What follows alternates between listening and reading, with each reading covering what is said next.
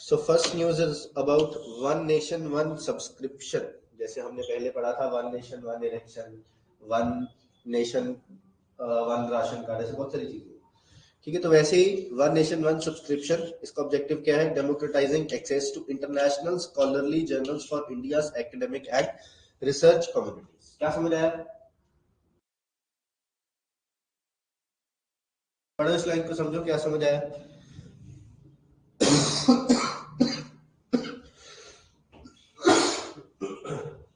Education की मतलब जो इंडिया में उनको डेटा चाहिए होता है फॉरेन कंट्रीज का, वो आई थिंक एक सब्सक्रिप्शन। बिल्कुल सही। जैसे हमारे पास डिफरेंट फील्ड है, science, technology, engineering, mathematics, medicine और बाकी जो सारी फील्ड्स हैं, इन फील्ड्स में हम फॉरेन कंट्रीज में रिसर्च करते हैं, फॉरेन कंट्रीज भी हमारी कंट्री में रिसर्च करती है। ठीक है, तो जैसे अगर हमने किसी एक नेशन के साथ कोई एग्रीमेंट साइन किया, so that is not for only a particular field. ठीक है, वो ओवरऑल सारी फील्ड्स के लिए होगा। जैसे मान लो यूएस के साथ हमने कोई सब्सक्रिप्शन ली, तो यूएस में जितनी भी फील्ड्स है रिसर्च की, उन सब में विद वन सब्सक्रिप्शन जो है क्या हुआ, वन सब्सक्रिप्शन के साथ हम अपनी रिसर्च को आगे कंटिन्यू कर पाएंगे। So it is approved, it was approved by union cabinet on 25 November. Phase first जो इसका 1 जनवरी से स्टार्ट हो चुका है। 13,000 journals from 30 international publishers, benefits 1.8 billion students, faculty research across 6,300 government academic and R&D institutions. Core features क्या होंगे? Inclusive access, ensure equitable knowledge access to institutions in Tier 2, Tier 3 cities, जिसमें STEM क्या है? Science and Technology, Engineering, Mathematics, Medicine, Social Sciences and more. Centralized management handled by Information and Library Network under UGC, Universities Grants Commission. उसके under digital platform for seamless and access distribution, this is digital platform. 6,000 crore rupees जो है वो government ने 3 years के लिए allocate किए हैं। Discount on APCs to enable Indian researchers to publish a reputed journal. APC क्या है? Article processing charges and implementation details. Phase 1 establishes infrastructure and central payment for subscriptions. Insights for phase 1 will guide future phases. अभी जो phase 1 जो है ये start हुआ है, अभी इसके सक्सेस के ऊपर बाकी के जो आने वाले phases हैं वो डिपेंड करेंगे। ठीक है, तो इसकी सिग्निफिकेंस क्या है? Democratising knowledge, boost innovation and bridging infrastructural gaps. ठीक है, ऐसा होता है कि किसी कॉलेज में यूनिवर्सिटी में रिसर्च करनी है तो हर यूनिवर्सिटी अपना अपना। बिल्कुल, पहले क्या होता था, यूनिवर्सिटी टू यूनिवर्सिटी हमारा अग्रीमेंट होता था। जैसे फॉर एग्जांपल यहाँ की कोई यूनिवर्सिटी जैसे सीयू है, उसने फ्रांस की किसी यूनिवर्सिटी के साथ कोई एक्सचेंज प्रोग्राम स्टार्ट किया, so that is limited to that university only। अब वो यूनिवर्सिटी जिस एजुकेशन के साथ डील कर रही है वो सिर्फ उसी एजुकेशन के ऊपर लिमिट हो जाएगा। अब क्या होगा? Country to country. देखिए, इंडिया ने फ्रांस के साथ किया, फ्रांस में कोई भी इंस्टीट्यूशंस जो कि सेंट्रल गवर्नमेंट के साथ हम पैरेलल है, सारे ही। ठीक है, सेम जो फ्रेंच गवर्नमेंट के साथ हम पैरेलल है वो।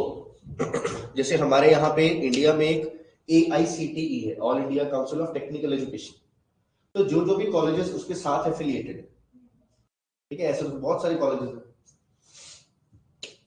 Next is Lokpal day celebration on 16 जनवरी 2025। लोकपाल क्या होता है? सुना आपने Lokpal? What is Lokpal? Who is Lokpal? एक पोस्ट होती है लोकपाल, नहीं पता? लोकपाल होता है, हम कहते हैं विजिलेंस ऑफिसर, इंग्लिश में विजिलेंस ऑफिसर। विजिलेंस जिसका काम है करप्शन की केसेस को देखना। ठीक है, तो सेंट्रल गवर्नमेंट का अपना एक लोकपाल होता है, ऐसी स्टेट गवर्नमेंट का अपना एक लोकायुक्ता होता है, लोकयुक्ता। उसका काम होता है जितनी भी डिपार्टमेंट्स हैं, जितनी भी मिनिस्ट्रीज है, वहां पे जो भी करप्शन के रिलेटेड लोगों के ग्रीवियंस है उसको रिड्रेस करना।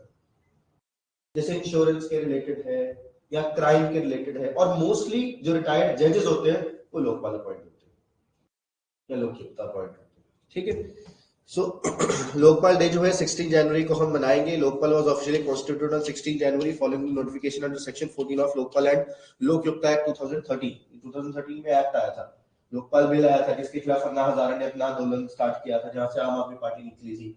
इसी के लिए था कि इंडिया में भी लोकपाल होना चाहिए। ऐसा लोकपाल लोकयुक्ता में सबसे पहले स्वीडन में स्टार्ट किया था, उसको बोलते हैं ओम्बड्समैन। ऑम्बर्ट्समैन अभी भी है हमारे कंट्री में भी ऑम्बर्ट्समैन, ठीक है, लेकिन वो क्रिमिनल चार्जेस के लिए नहीं होता, वो सिर्फ फ्रॉड के लिए या कंज्यूमर प्रोटेक्शन के लिए, ठीक है।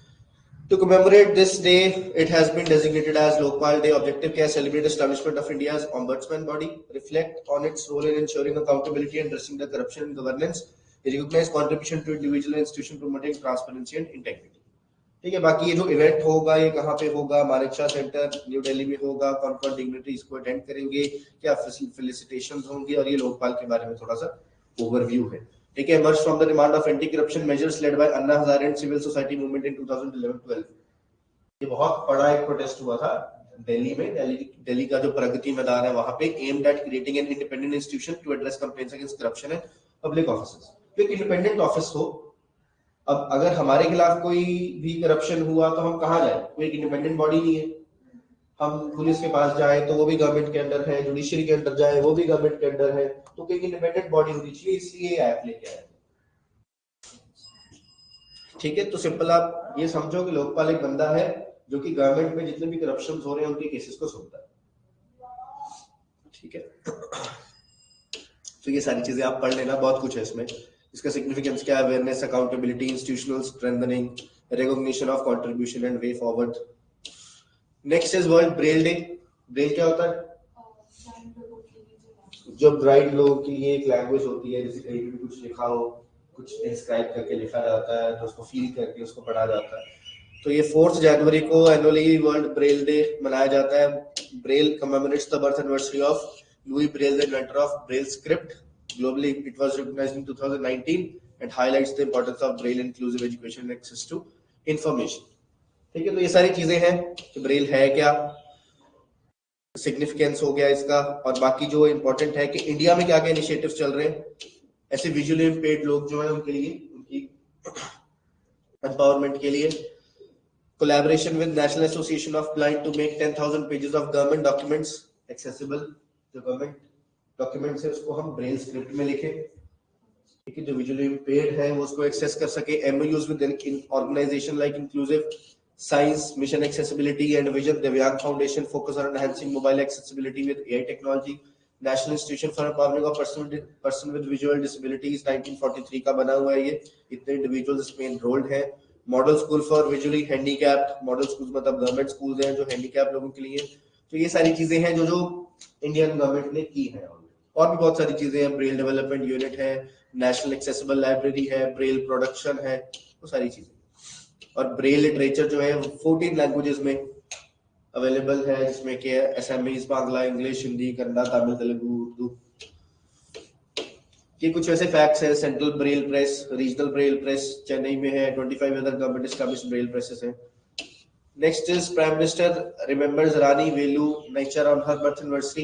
ये आरबीआई के लिए इतनी इंपॉर्टेंट न्यूज नहीं है, ये सिर्फ एक फैक्ट है क्योंकि मोदी जहाँ पे गए थे न्यूज में था।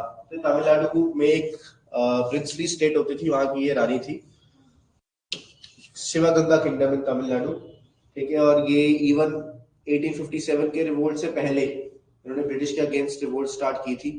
सो widely regarded as the first Indian queen to fight against British colonial forces, predating other prominent leaders like Rani Lakshmibai. तो ब्रिटिश के साथ इनका कॉन्फ्लिक्ट था, ये 1780s के अराउंड इनकी वॉर थी। ब्रिटिश ने यहाँ पे मद्रास प्रिंसली स्टेट्स के आसपास जो मैसूर किंगडम था हैदर अली टीपू सुल्तान का, उसमें इनकी कुछ इन्वॉल्वमेंट थी, तो उसके लिए ब्रिटिश के साथ लड़ाई में इन्वॉल्व थी। बस नाम इंपॉर्टेंट है, कहां से है बस वो पता होना चाहिए। She gathered a strong army with help of Hyder Ali, the ruler of Mysore, and launched a successful guerrilla war against the British East India Company. First queen है इंडिया की, तो इसलिए याद रखो। Next is India Australia economic cooperation and trade agreement marks 2 year of success. इसको बोलते हैं India Australia ECTA, 2 साल पूरे हो चुके हैं। Strengthen economic ties, boost MSMEs and create new business employments। कोई सारा डाटा है इसमें, डाटा वगैरह आप देख लेना इसमें कि किन किन एरियाज में क्या क्या डाटा आप इसको यूज कर सकते हो अपने आंसर्स के बीच में, जैसे कि कितना एक्सपोर्ट है, कितना इंपोर्ट है, और कौन कौन से सेक्टोरल गेन्स हैं जो हमें ऑस्ट्रेलिया के साथ इन एग्रीमेंट में फायदा हुआ है, जैसे कि एक्सपोर्ट ग्रो है हमारा, इंपोर्ट सपोर्टिंग इंडस्ट्रीज ग्रो है, पोटेंशियल ग्रोथ एरिया जैसे कि electronic engineering sector as area of future expansion. बाकी और इसमें कुछ इकोनॉमिक हिस्ट्री है इसकी इंडिया और ऑस्ट्रेलिया के बीच में, और कौन कौन से एग्रीमेंट्स हैं, फ्यूचर गोल्स क्या क्या होने वाले हैं, और इसका क्या सिग्निफिकेंस है, क्या क्या प्रॉब्लम्स आ सकती हैं इसमें, क्या क्या चैलेंजेस हैं, वो भी इसमें decline in overall trade volume, trade deficit fluctuation and under utilisation of potential sectors. बाकी इसमें कुछ कमेटीज हैं, उनकी कुछ रिकमेंडेशन है, एक्सपोर्ट कॉम्पिटिटिवनेस को एनहांस करना, बायलैटरल इन्वेस्टमेंट को बूस्ट करना and diversification of import exports, achieving Australian dollar 100 billion trade target, ये हमारा टारगेट है 2030। नेक्स्ट है कि लास्ट न्यूज है Ayurveda expanding global presence. Ayurveda हमें पता है हमारे इंडिया का ट्रेडिशनल मेडिसिन सिस्टम है जिसको हमारी प्रेजेंट गवर्नमेंट जो है वो ग्लोबली बहुत ज्यादा प्रमोट कर रही है। तो उसमें अभी एक समिट हुआ है, PM Modi addressed 117 episode of Man Ki Baat, highlighted Ayurveda's increasing acceptance worldwide, with Paraguay efforts serving as the exemplary case. This aligns with India's holistic approach to health and wellness driven by Ministry of Ayush strategic initiative and international collaboration. तो Paraguay कहाँ पे, कौन से continent में Paraguay? South America में, ठीक है, south American country है जिसने अभी आयुर्वेदा को प्रमोट किया है, तो इंडिया ने उसके हाइलाइट्स को प्रमोट किया है। So Eric Huber's work at Indian embassy in Paraguay reflects Ayurveda's penetration in South American, facilitated by India's diplomatic efforts, cultural integration। बाकी और क्या क्या ग्लोबल आउटरीच है, कौन कौन से बड़े इंस्टीट्यूशंस हैं जहाँ पे आयुर्वेदिक चेयर जो है वो बनी हुई है, notable partnership World Health Organization के साथ, Ayush visa, medical tourism India में हम प्रमोट करते हैं, Ayurveda day, global acceptance and और बाकी बहुत सारी चीजें। ये हमारे इंटरनेशनल रिलेशन में क्या क्या सिग्निफिकेंस है, डिप्लोमेसी में हेल्प करता है हमें Ayurveda, people to people connect में, इकोनॉमिक डायमेंशन में मेडिकल टूरिज्म को इंडिया आ रहा है अपना इलाज करवाने के लिए, तो उसमें हमारी इकोनॉमी ग्रो होती है, कल्चरल एंड नॉलेज एक्सचेंज, जो हमारे ट्रेडिशनल नॉलेजेस हैं जैसे कि ग्रीक नॉलेज है या यूनानी, सिद्धा, योगा, होम्योपैथी, इन सारी चीजों के लिए लोग इंडिया आ रहे हैं। इसके लिए आयुष भी बोलते हैं, आयुष की फुल फॉर्म है ना, हाँ जी, आयुष में सारा आता है, आयुर्वेदा, योगा, यूनानी, सिद्धा, होम्योपैथी। तो Ayurveda is one of the parts of Ayush. नहीं, जो वीजा मिलता है वो इसके लिए सब तो, मतलब एक ही वीजा होता है Ayush visa, ministry of Ayush देती है।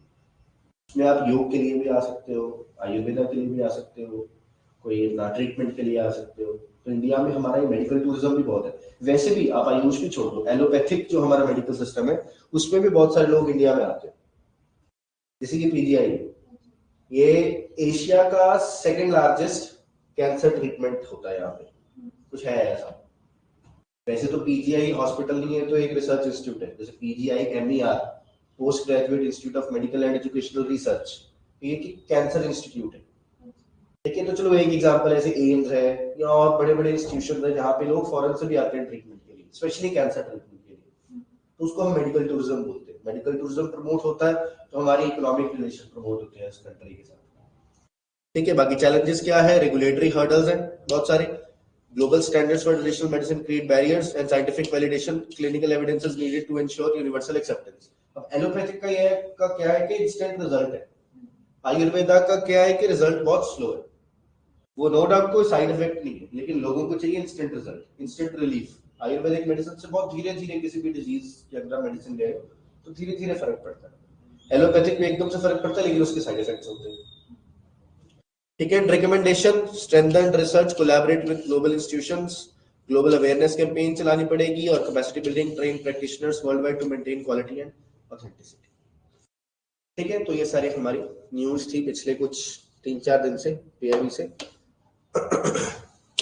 कोई डाउट यहाँ तक?